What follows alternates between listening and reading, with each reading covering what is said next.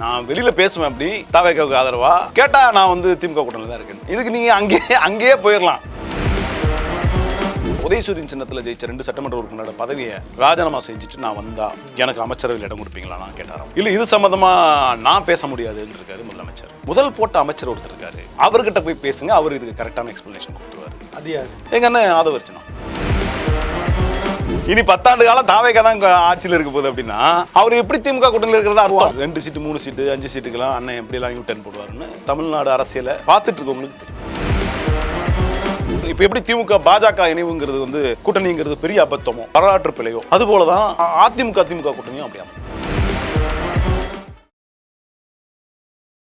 தமிழ்நாட்டுல எல்லாமே சேஞ்ச் ஆயிடுச்சு. உங்க நகையையும் சேஞ்ச் பண்ணுங்க. உங்க பழைய நகைக்கு கிராமுக்கு 150 ரூபாய் கூடுதலா வாங்கி புது நகை எடுத்துக்கோங்க.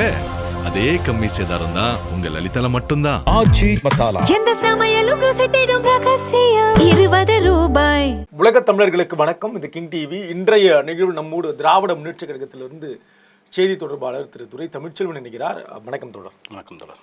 இன்றைக்கு தாவேக்கா ஆட்சியில் குதிரை பேரம் தொடர்பான ஒரு செய்தியை எடுக்கிற பொழுது துரை வைகோ அவர்கள் குதிரை பேரம் எப்போது நடக்கல, இப்போ நடக்கிறத மட்டும் குதிரை பேரத்தோடு ஏன் ஒப்பிடணும் அப்படின்னு பேசுறாரு. இது எப்படி புரிஞ்சுக்கிறது? தாவேக்காவோட கூட்டணிக்கு இன்னும் போகல, இன்னும் போல இல்ல, நீங்க தான் உறுதிப்படுத்த இருக்க, அது வைகோ தான் உறுதிப்படுத்துறோம், அது நம்ம இல்லை. அப்ப தாவேக்கா கூட்டணிக்கு போலன்னு வெளியே சொல்லிட்டு அந்த கூட்டணிக்கு மன ரீதியா சிந்தனை ரீதியா எப்போ அவங்க போயாச்சு. இல்ல அதையே தவறுன்றாரு அவர்கள். நாங்க திமுக கூட்டணியில இருக்கோம், ஆனா திமுகவை சார்ந்தவர்கள் இங்க மேல பழி போட்டுட்டு இருக்காங்க சமூக வலைத்தளங்கள்னு பேசுறாரு.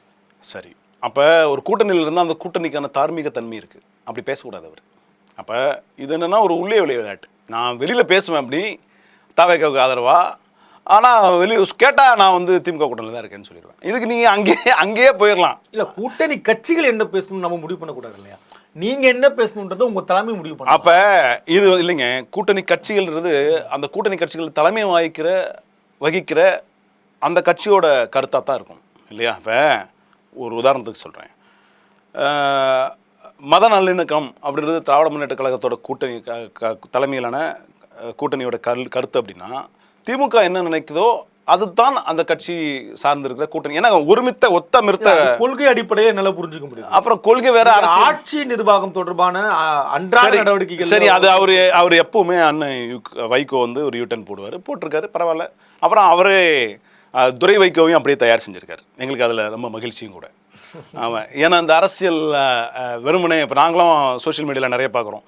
இனியெல்லாம் வந்து இப்போ தாவேக்காவை வந்து குறை சொல்கிறதுக்கு வேறு ஆள் தேவையில்லை, அதை அண்ணன் வைகோவை பார்த்துக்குவார். அந்த இடத்த அவரே போய் சூப்பராக அந்த வேலையை செஞ்சு வச்சிருவாரு அப்படின்லாம் சோஷியல் மீடியாவில் வருது. திமுகவை இனி 10 ஆண்டு காலம் வீழ்த்தவே முடியாது அப்படின்றத திரு வைகோ அவர்கள் கணிச்சிருக்காரு. அப்போ அப்புறம் எப்படி அவர் திமுக கூட்டணியில் இருப்பார்? இல்லைங்க, இனி 10 ஆண்டு காலம் தாவேக்கா தான் ஆட்சியில் இருக்க போகுது அப்படின்னா அவர் எப்படி திமுக கூட்டணியில் இருக்கிறதா அர்த்தம். அதனால நல்ல முடிவு எடுத்திருக்காரு. அவர் திமுக கூட்டணி இல்லைன்றதான் அதோட அர்த்தம். அதாவது அவர் தாவேக்கா கூட்டணிக்கு மனதளவில் போயிட்டாரு, சிந்தனை அளவில் அங்கே போயிட்டாருன்றதான் அதோட அர்த்தமே. அதுதான் அதோட வெளிப்பாடாக தான் அவர் என்ன சொல்றாரு, இனி தாவேக்காவை வீழ்த்தவே முடியாதுன்றாரு. 2 சீட்டு 3 சீட்டு 5 சீட்டுக்கெல்லாம் அண்ணன் எப்படிலாம் யூ-டர்ன் போடுவாருன்னு தமிழ்நாடு அரசியலை பார்த்துட்டு இருக்கவங்களுக்கு தெரியும். அதனால வைகோவோட சிந்தனை இப்பொழுது தாவேக்கா பக்கம் இருக்கிறது. அவர் தாவேக்கா கூட்டணியில் எப்படியாவது நுழையிறதுக்கு முயற்சி பண்றாரு. 2 சட்டமன்ற உறுப்பினர்களில் உதயசூரியன் சின்னத்தில் ஜெயிச்ச 2 சட்டமன்ற உறுப்பினரோட பதவியை ராஜினாமா செஞ்சுட்டு நான் வந்தா எனக்கு அமைச்சரவையில் இடம் கொடுப்பீங்களா நான் கேட்டாராம் போய். அப்படிங்களா? ஆமா, அமைச்சரவையில் இடம் கொடுத்துருவீங்க எனக்கு. நான் இவ்வளவு நடந்திருக்கா உள்ள போய் இதெல்லாம் கேட்டிருக்காரு? ஆமா, நடந்திருக்கு. உங்களுக்கு தகவல் வந்துருச்சு? எங்களுக்கு தகவலுக்கு வந்திருக்கு. நீங்க அமைச்சரவையில் இடம் கொடுப்பீங்களா எங்களுக்கு அப்படின்னு கேட்டிருக்காரு. இல்லை இது சம்பந்தமா நான் பேச முடியாதுன்னு இருக்காரு முதலமைச்சர். இது சம்பந்தமா அப்ப வேற யார்கிட்ட பேசலான்னு இருக்காங்க. முதலமைச்சர் சொல்லியிருக்காரு, முதல் போட்ட அமைச்சர் ஒருத்தர் இருக்காரு, அவர்கிட்ட போய் பேசுங்க, அவர் இதுக்கு கரெக்டான எக்ஸ்பிளனேஷன் கொடுத்துருவாரு அப்படின்னு சொல்லியிருக்காரு. அது யாரு? எங்க அண்ணன் ஆதவர்ச்சனா. அவர்கிட்ட போய் பேசியிருக்காரு. உடனே அவர் சொல்லியிருக்காரு, வாங்க உடனே வாங்க வந்து கூட்டணியில் இணைஞ்சிக்கங்க, 2 சட்டமன்ற உறுப்பினர்களை ராஜினாமா பண்ண சொல்லுங்க, மீண்டும் இடைத்தேர்தல் வரும், அதில் நில்லுங்க, அவங்க தயாரா இருக்காங்க, ஜெயிங்க, அமைச்சரவையில் இடம் தரும். ஆனால் ஒரு கண்டிஷன், அவர் கண்டிஷன் கேளுங்க. அந்த ஒரு கண்டிஷன், நீங்கள் திமுக மேலே அவதூறாக பேசணும். இதுதான் வைகோ கொடுத்துருக்க கண்டிஷன். ஆதவர்ஜனா சொல்லியிருக்காரு, இந்த மாதிரி திமுக மேலே நீங்கள் அவதூறாக பேசினா நாங்கள் அமைச்சரவையில் இடம் தரோம், திமுக ஒரு தவறான கட்சி நீங்கள் போர்ட்ரேட் பண்ணணும், அது எனக்கு ரொம்ப எளிதாச்சே, நான் செஞ்சிருவேனே அப்படின்ட்டு இருக்காரு வைகோ. ஏன் நான் மட்டும் இல்லை, என் பையன் பேட்சை சுற்றிட்டு கட்டிட்டுலாம் சுற்றுறான், அவனும் அதை செஞ்சிருவான். அதனால் வந்து எங்களுக்கு அது ரொம்ப எளிது. நாங்கள் ஏற்கனவே திமுக மேலே நிறைய பாண்டங்களை சுமத்தியிருக்கோம். இது வந்து எங்களுக்கு புதுசு கிடையாது. வாரிசு அரசியல் தவறுன்னு சொல்லிட்டு என் பையனையே நிற்க வச்சு என் பையனை கட்சிக்கு அடுத்த தலைவராக ஆக்கியிருக்கேன். வெளியில் சொல்லும் போது தான் எங்களுக்கு கஷ்டம், எங்களுக்குள்ளே செய்கிறது எந்த பிரச்சனையும் கிடையாது. சரி, அப்படின்லாம் சொல்லி அங்கே அந்த சமாதான உடன்படிக்கை ஆகியிருக்கேன். வெகு விரைவில் நம்மளுடைய தன்மான தலைவர் வைகோ அவர்கள் முதலமைச்சரை சந்தித்து அந்த கூட்டணியில் இணைஞ்சிருவார். இந்த 2 எம்எல்ஏ ராஜினாமா பண்றாங்களா உறுதியா? அவங்க பண்ணணும்னு சொல்கிறாங்க, தகவல் வந்திருக்கு. அவங்க பண்ணணும்னு சொல்கிறாங்க. அந்த சட்டமன்ற உறுப்பினர் சிந்தனையில் இருக்காங்க, போகலாமா வேண்டாமான்னு. வைகோ ஏதாவது சோஃபா ஏதாவது கொடுக்குறீங்களா? திமுக எந்த சோஃபாவும் யாரும் கொடுக்க தயாராக இல்லை. ஏன்னா அந்த சோஃபாவுக்குன்னு சொந்தக்காரங்க ஒருத்தருக்கு இருக்கும்போது, சோஃபாவுக்கு தமிழ்நாட்டில் சோஃபாவை அறிமுகம் பண்ணி வச்சது தமிழக வெற்றி கழகம் தான். அதனால் அதை நாங்கள் செய்ய மாட்டோம். இல்லை, படிப்படியாக திமுக கூட்டணியிலிருந்து 2 கம்யூனிஸ்டுகளும் விசிகா உட்பட காங்கிரஸ் உட்பட இன்றைக்கு இருக்கக்கூடிய மதிமுக போகிறது எல்லாமே திமுகவுடைய ஆளுமையில் ஒரு குறைபாடு. அந்த நரேட்டிவ் செட்டே வந்து தவறுங்க. அதாவது அவர்கள்லாம் ஒரு சிறு கட்சி, எங்களுக்கு புரியுது. இதெல்லாம் இப்போ வந்து தோழமை கட்சி, பேசுறீங்க, சிறுமையா பேசல. உங்களோட சமமா மேடையை பகிர்ந்தவங்க தோழமைகள் தான். அவர்கள் வந்து திமுக கிடையாது, திமுக தான் தலைமை கட்சி. இல்லை, எஸ், பட் உங்க கூட இந்த இவ நீங்க தோழர்களாகட்டும் இல்லை விசிகாவாகட்டும் காங்கிரஸ் ஆகட்டும், அவங்க ஆளுங்கட்சியா கிடையாது. ஆளுங்கட்சியார் தாவேக்கா கூட்டணி கட்சியார் கூட இருக்கவங்க விசிகா கம்யூனிஸ்ட். அப்போ அவங்க சிறு கட்சின்னு தானே அர்த்தம். கூட்டணி கட்சியில் இருக்கிறவங்க ஆளுங்கட்சியாக இருக்கவங்க தான் ஆளுங்கட்சி. ஏன் 5 சட்டமன்ற உறுப்பினர்கள் வச்சிருக்கிற காங்கிரஸுக்கு 2 அமைச்சர் பதவி தான் கொடுத்தாங்க? 3 4 இல்லை 5 பேரையும் ஆக்கியிருக்கலாம்ல. புரியுதுங்களா உங்களுக்கு? அப்போ அவர்கள் அந்த கூட்டணியில் அங்கம் வகிக்கிற ஒரு சிறு கட்சி. தவறெல்லாம் கிடையாது, நான் ப்ராக்டிக்கலாக சொல்றேன். அந்த கூட்டணியில் அங்கம் வகிக்கிற ஒரு சிறு வார்த்தையே, அந்த கூட்டணியில் அங்கம் வகிக்கிற ஆளுங்கட்சி. நான் யாரையும் சிறுமைப்படுத்துறதுக்காக பேசல. அதுதான் அந்த கட்சி, அந்த கூட்டணியில் பெரிய கட்சி வந்து தாவேகா 107 அடிப்படையில் 107 சட்டமன்ற உறுப்பினர். Yes, okay. இல்ல 5 அதுக்கு அடுத்த பெரிய கட்சி. S, okay. பட் நீங்க ஆளுமையை இழுக்கிறீங்க, அதுக்கு பதில் வரும் நம்ம. அப்ப இவர்கள்லாம் எங்களோட இருக்கும் பொழுது எங்களுக்கு அது பலனா இருந்திருந்தா நாங்கள் ஆளுங்கட்சியாக இருக்கணும் இல்லையா? இன்னைக்கு காங்கிரஸ் வந்து 28 சீட்டை 29 சீட்டை வாங்கிக்கிட்டு 5 சீட்டு தான் ஜெயிக்குது. அதுக்கு காரணம் திமுகவா? சரி, இல்லை. அப்போ 8 சீட்டு வாங்கின விசிகா 2 சீட்டு ஜெயிக்குது. அது காரணம் திமுக கிடையாது. அதான் அந்த கட்சியோட பலவீனத்தை பொறுத்து. தோழர்களுக்கும் அதே தான், சிபிஐக்கும் அதே தான், ஐஎம்லுக்கும் அதான். 2 வாங்கினாங்க, 2 ஜெயிச்சிருக்கிறாங்க. அதுக்கு நாங்கள் அந்த இடத்த தேர்வு செஞ்சு கொடுத்தோம். சரிங்களா?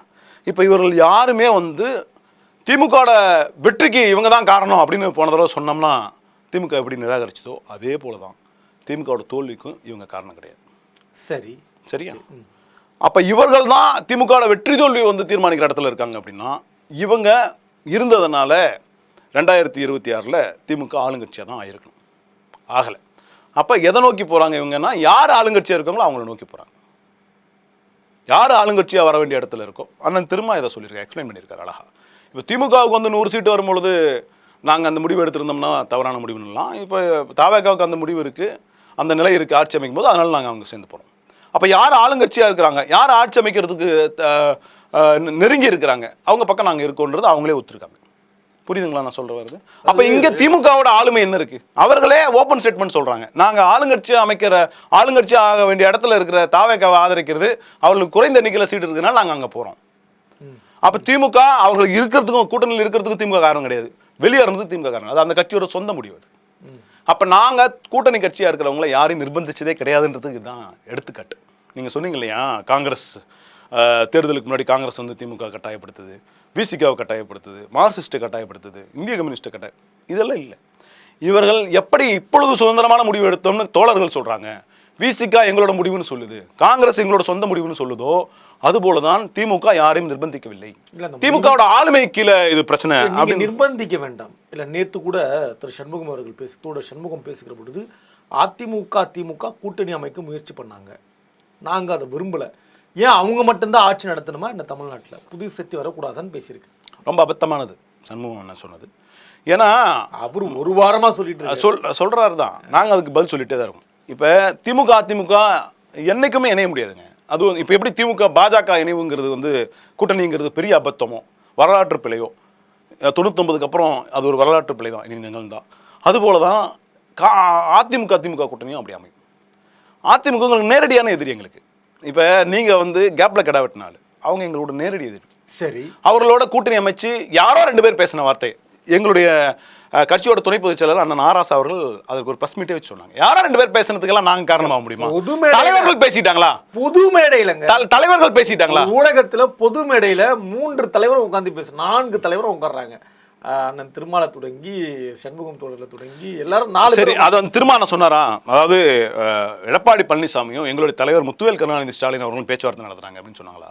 அந்த அரங்க யாரோ 2 பேர் நினைச்சது, யாரோ 2 அதை நிராகரிச்சிருக்கமா இல்லையாப்பா? தலைமை அதை நிராகரிச்சிருச்சுலப்பா. அதெல்லாம் சரி வராது, நீங்க நினைக்கிறதெல்லாம் செய்யறதுக்கு நாங்க கட்சி நடத்தல. நடக்க முயற்சி நடந்ததுன்னு பொது மேடையில திருமாவளவன் ஆமாங்க நடந்திருக்கலாம் தோழர் இருக்காரு, அவர் சொல்றாரு நடந்தது. ஆமா நடந்திருக்கலாம்னு தான் நானும் சொல்றோம். ஆனா அந்த முடிவு அரங்கேறிச்சா?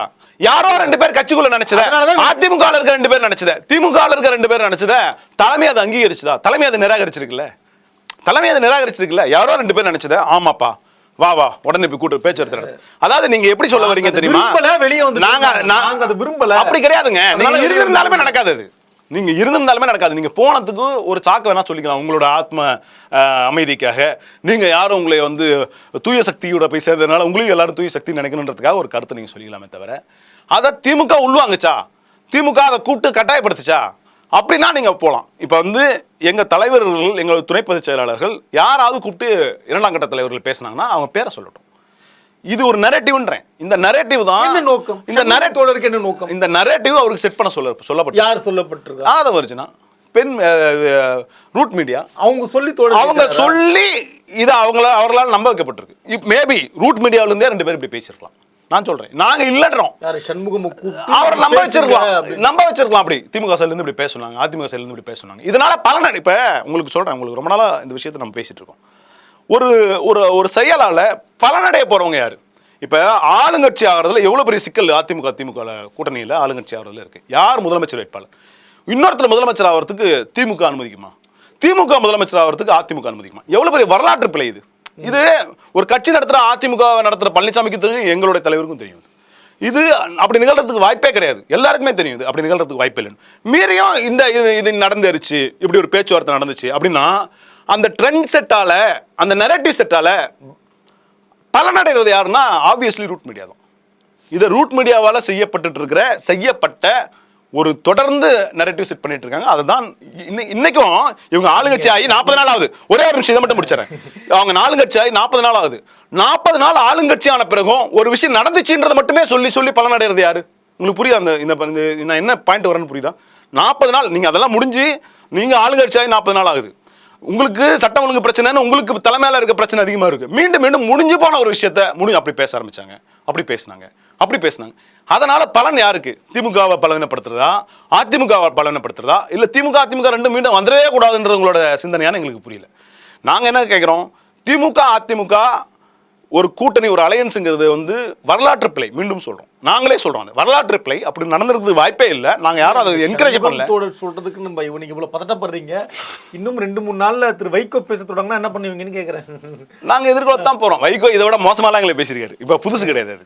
இப்போதோ முறையா அப்படியே வைகோ வந்து துண்டை தூக்கி போட்டுட்டு பேச போறது கிடையாது. 2-3 நாள்ல பேசுவார், எங்களுக்கு தெரியும். நாங்கள் அதெல்லாம் காலத்தில் எதிர்கொள்வோம். எங்களுக்கு தெரியும், எங்களுக்கு வைகோவோட ஆரிஜின், வைகோ அண்ணன் எப்படிலாம் பேசுவாருன்றதெல்லாம் நாங்கள் ஏற்கனவே அறிஞ்சது தான். எங்களுக்கு அந்த வரலாறும் தெரியும். இன்னைக்கு வந்து புதுசா இல்லை, 93லேருந்து பார்த்துட்டு இருக்கோம் வைகோ எப்படி பேசுவாரு.